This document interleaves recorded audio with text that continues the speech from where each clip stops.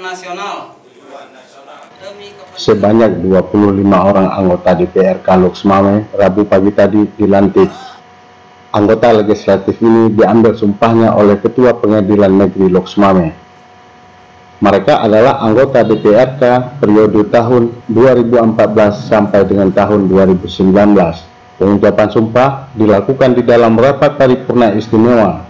Paripurna ini juga sebagai tanda berakhirnya masa bakti anggota DPRK periode 2009-2014. Paripurna berlangsung di Aula Serbaguna kantor DPRK yang beralamat di Jalan Merdeka. Rapat paripurna ini dipimpin oleh Ketua DPRK sebelumnya, yaitu Saifuddin Yunus. Pimpinan DPRK turut didampingi oleh Wali Kota Suwaidi Yahya dan Wakil Wali Kota Nazarudin. Usai pengambilan sumpah jabatan, secara simbolis dilakukan penandatanganan berita acara. Ketua Pengadilan Negeri Loks Mame juga menyematkan pin secara simbolis kepada dua perwakilan ini.